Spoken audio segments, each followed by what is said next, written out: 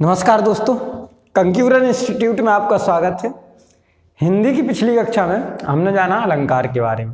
हम अर्थ अलंकार के बारे में पढ़ रहे थे, तो हम 3 अलंकारों को पढ़ चुके थे। पहला हमने पढ़ा था उपमा, दूसरा पढ़ा था रूपक और तीसरा हमने पढ़ा था प्रतीक। इसी क्रम में हम आगे जानेंगे अगले अलंकार के बारे में। तो आज हम पढ़ने जाएंगे, आज हम पहला अलंकार पढ़ेंगे उत्प्रेक्षा। कौन सा? उत्प्रेक्षा।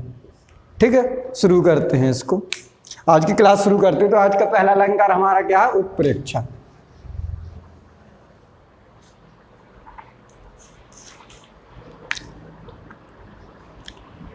उत्प्रेक्षा क्या होता है?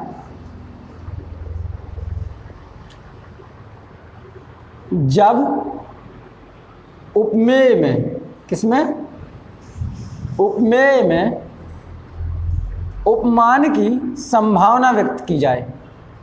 उपमान की संभावना व्यक्त की जाए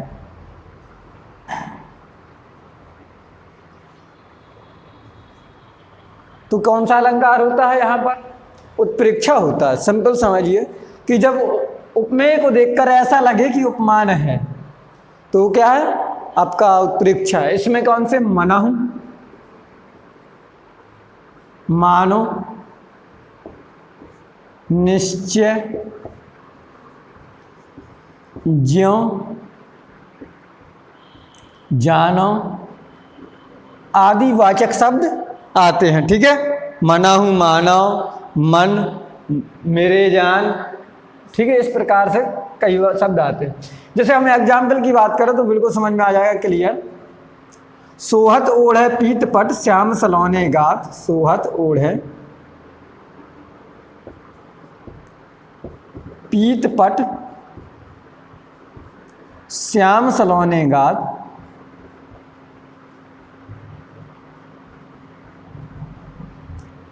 मनो नीलमणि शैल पर आतप पर्यु प्रभात। मनो नीलमणि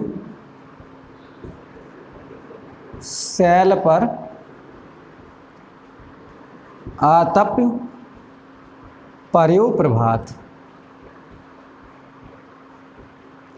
ठीक है, तो ये हमने एक एग्जाम्पल लिखा, इससे अब समझते हैं इसमें कैसे उत्प्रेक्षा अलंकार है।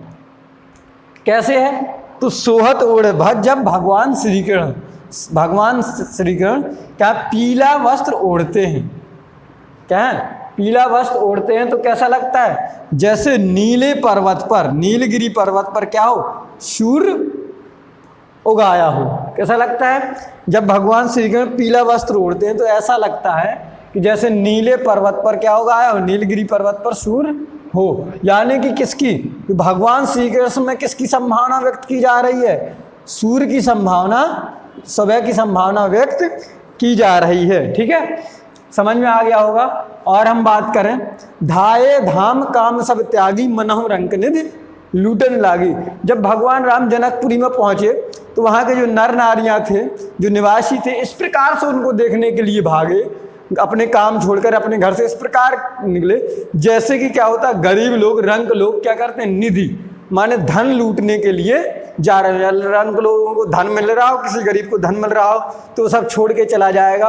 उसी प्रकार से वो कहते, जो जनकपुर के, मिथिलापुर के जो लोग थे वो भगवान राम को देखने के लिए जा रहे थे। अर्थात क्या? भगवान राम में किसकी? धन की संभावना व्यक्त की गई। जब क्या उपमेय में उपमान की संभावना व्यक्त की जाए तो वहां पर क्या होता है? उत्प्रेक्षा अलंकार होता है। समझ में आ गया होगा।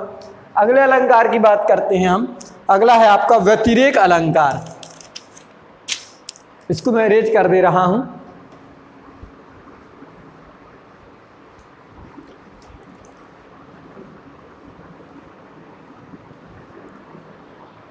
व्यतिरेक अलंकार अगला हमें कौन सा पढ़ना है? व्यतिरेक। ठीक है, व्यतिरेक बहुत सिंपल है। उपमेय क्या हो? श्रेष्ठ हो। किससे? उपमान से। जब उपमेय को उपमान से श्रेष्ठ दिखाया जाए और क्या बताया जाए? उसका कारण बताया जाए। क्या बताया जाए? कारण भी बताया जाए। याद रखिए, सिर्फ श्रेष्ठ बताएंगे तो प्रतीप हो जाएगा, लेकिन जब हम कारण सहित श्रेष्ठ बताएंगे तो व्यतिरेक हो जाएगा। ठीक, जब क्या हो, उपमेय को उपमान से श्रेष्ठ बताया जाए, कारण सहित, कैसा कारण सहित श्रेष्ठ बताया जाए तो वहां पे क्या होता है, व्यतिरेक अलंकार होता है। जैसे हम बात करें, एक एग्जाम्पल ले हम, साधु ऊंचे शैलसम, साधु ऊंचे शैलसम प्रकृति सुकुमार।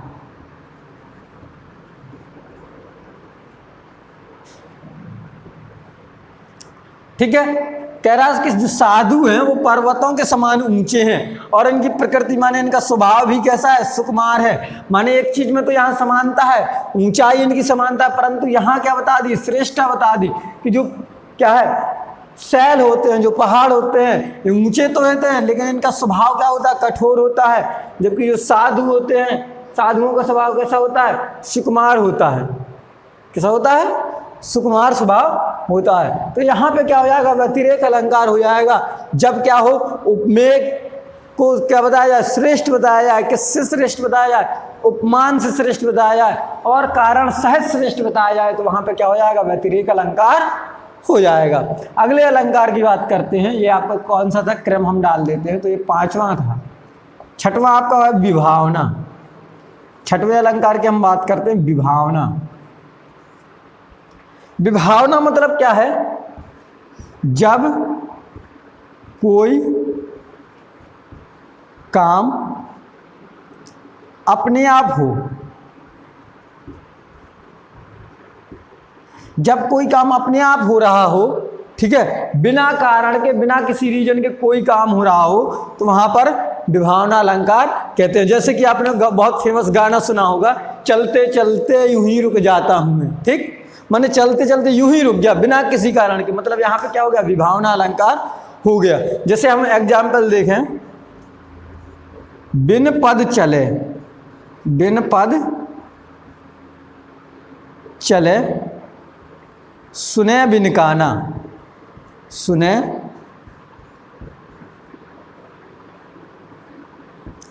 बिन काना, कर बिन करे करम, कर बिन करे करम विधि नाना।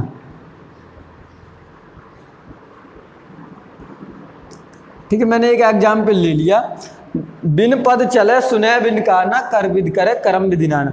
माने बिना पैरों के चल रहा है कोई, बिना कानों के सुन रहा है और बिना हाथ के क्या है, कई काम कर रहा है, अनेक प्रकार के काम कर रहा है। तो यहाँ पर क्या है, कोई काम अपने आप हो रहा है, मतलब ना तो पैर हैं फिर भी चल रहा है, कान भी नहीं है फिर भी सुन रहा है, हाथ नहीं है फिर भी काम हो रहा है।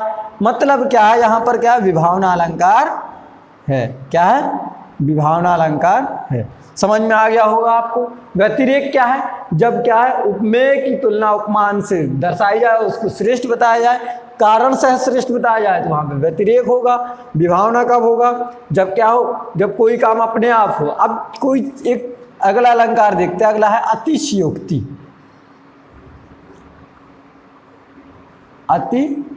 अतिशयोक्ति बहुत सिंपल है, किसी चीज का क्या हो, बढ़ा चढ़ाकर वर्णन हो।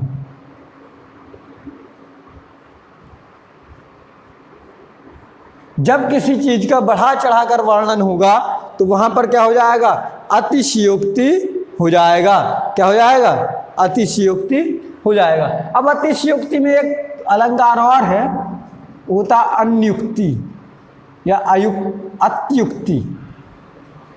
अत्युक्ति, ठीक है, अतिशयोक्ति या अत्युक्ति को साथ में ही पढ़ते हैं।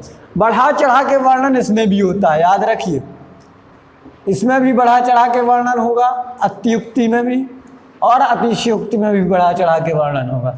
अब वर्णन यदि संभव है, कोई चीज हमने बताई बहुत बढ़ा चढ़ा के, यदि उत्तर संभव है तो अतिशयोक्ति होगा, यदि वो असंभव है तो क्या होगा, अत्युक्ति होगा। ठीक है, क्या समझ लीजिए, यदि कोई ऐसा वर्णन हमने बढ़ा चढ़ा के किया तो क्या हो जाएगा, अतिशयोक्ति हो जाएगा। और ऐसा वर्णन जो संभव है तब होगा अतिशयोक्ति। अब इतना ज़्यादा बढ़ा चढ़ा के बोल दें कि संभव ही ना हो तो क्या हो जाएगा, अत्युक्ति हो जाएगा। जैसे कि मैं इसके एग्जाम्पल की बात करूं तो देख लो, ऐसे मैं लिख दूं देख लो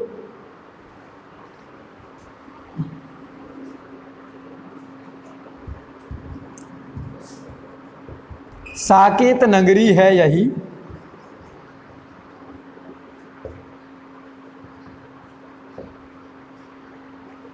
देख लो साकेत नगरी है यही, स्वर्ग से मिलने को जा रही, स्वर्ग से मिलने को जा रही। मतलब क्या है कि जब भगवान राम लौटे तो साकेत नगरी जो अयोध्या थी इतनी सजाई गई कि ऐसा लग रहा था मान लो वो क्या है स्वर्ग से मिलने जा रही हो, इतनी सज इतनी सुंदर लग रही थी नगरी कि वो स्वर्ग से मिलने जा रहे हो। तो ये पॉसिबल हो सकता है भाई, इतना संभव है कि कोई चीज़ को अच्छा सजा दे तो वो खूबसूरत लगने लगता है, बिल्कुल सही है। लेकिन अब अत्युक्ति क्या है, अत्युक्ति आपने बहुत ज़्यादा सुना होगा, लखन शकोप बचन तब बोले, लखन शकोप बचन तब बोले,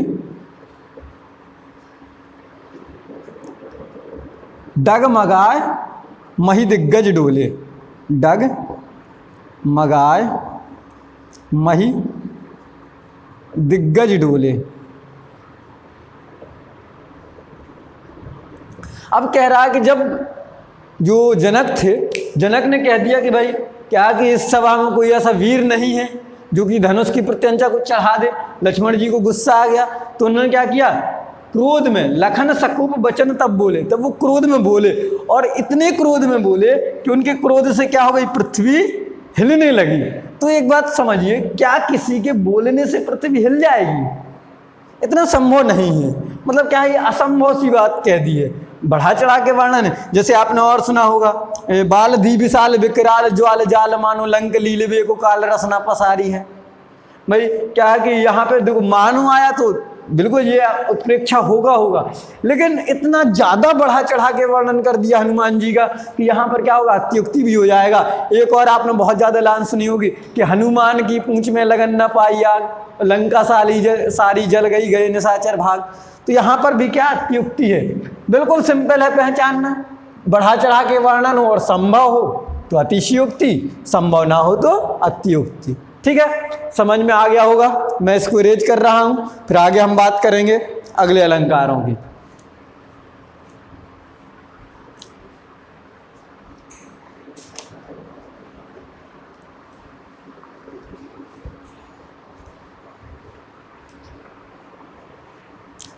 अगला अलंकार है आपका दृष्टांत। क्या है?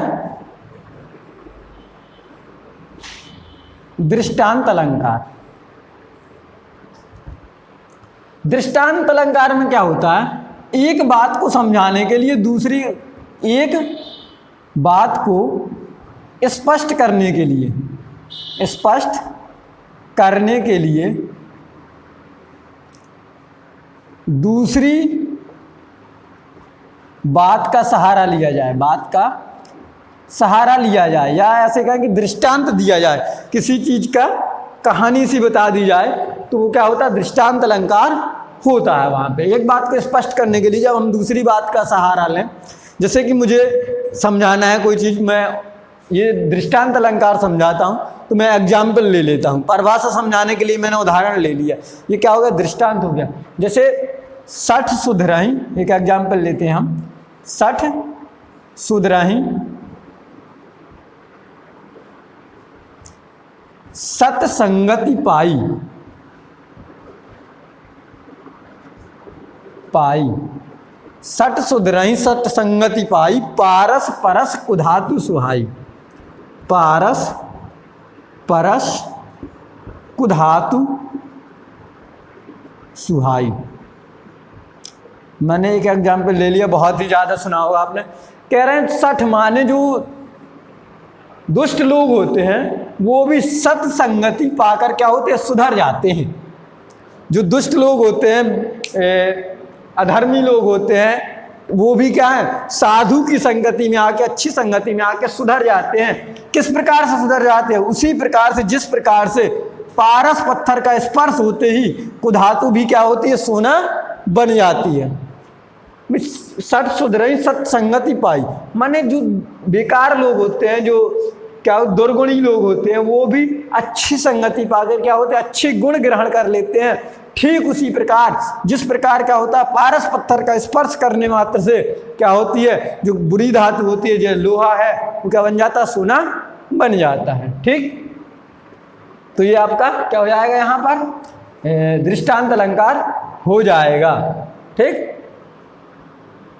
जैसे सामान्यतः ऐसे समझ लो, एक आपने बहुत ज़्यादा डायलॉग सुना होगा एक, कि हम दोनों यहाँ नहीं रह सकते, या हम दोनों ठीक इसी प्रकार से यहाँ नहीं रह सकते जिस प्रकार से एक म्यान में दो तलवारें नहीं रह सकती, कहते हैं। तो बिल्कुल सेम यही चीज़ है, जब एक चीज़ को स्पष्ट करने के लिए किसी दूसरा दृष्टांत दिया जाए तो वहाँ पे क्या होगा, दृष्टांत होगा। उसके बाद अगला है अन्योक्ति। क्या है, अन्योक्ति।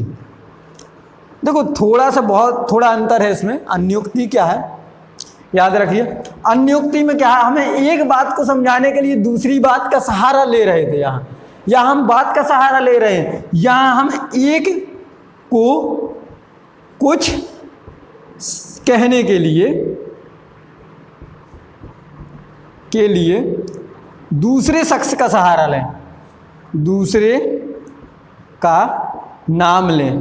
भाई कहे हम किसी को रहे हैं, लेकिन किसी के नाम से कहें तो वो क्या होता है, अन्योक्ति होता है। जैसे कि मैं एग्जाम्पल लूँ, ठीक है, नहीं पराग नहीं मधुर मधु, नहीं पराग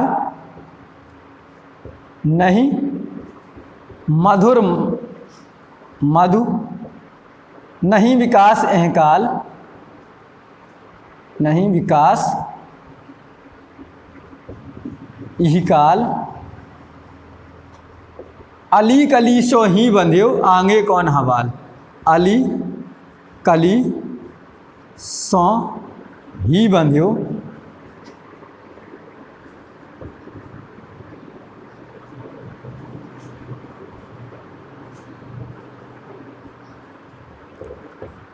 आगे कौन हवाल।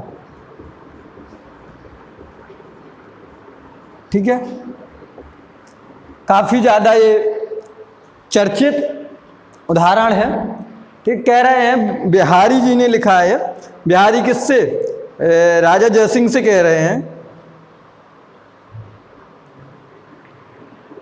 क्या है कि ना तो क्या कह किससे रहे हैं, राजा जयसिंह से। क्या हुआ, जब राजा की शादी हुई नहीं तो 24 घंटे ज़्यादातर समय अपनी पत्नी के पास रहने लगे। राजकाज जिससे क्या हो गया, शिथिल पड़ गया, सभी व्यवस्थाएं कमज़ोर हो गई। तो उन्होंने एक दोहा लिखा, नाम किसका ले रहे हैं, भंवरे का, अली। लेकिन कहा किसको जा रहा, राजा जयसिंह को। अली कलीसों ही बंध्यो आगे कौन हवाल। यदि भंवरा कली से ही बंधा रहा, कली से ही चिपका रहा, तो आगे क्या होगा उसका, ना तो क्या होगा, ना तो वो पराग ले पाएगा, ना ही मधुर मधु बन पाएगी, ना तो एक शहद बना पाएगा वो, ना ही विकास हो पाएगा।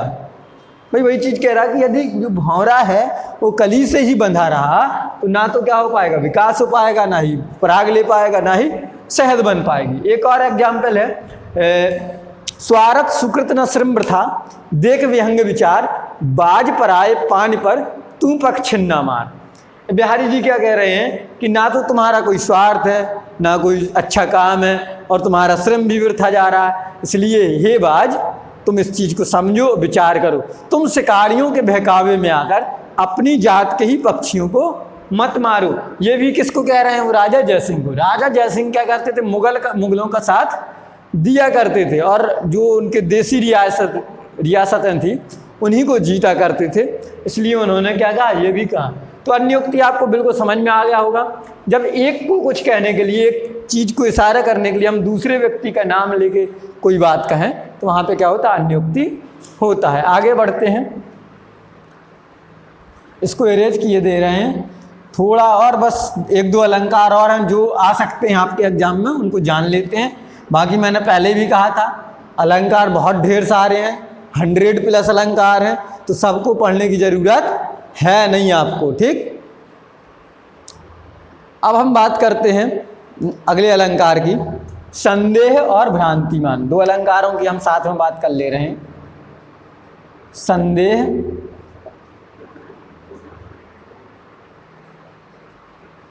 और भ्रांतिमान।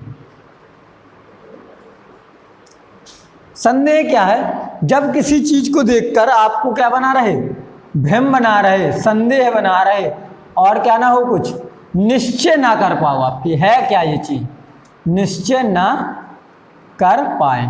आप किसी चीज को देखें, आपके मन में संशय उत्पन्न हो, आप कंफर्म ना कह पाए कि ये चीज है क्या, तो संदेह होता। भ्रांतिमान क्या है? जब आप किसी चीज को देख लें और भ्रमवश कुछ अलग मान लें,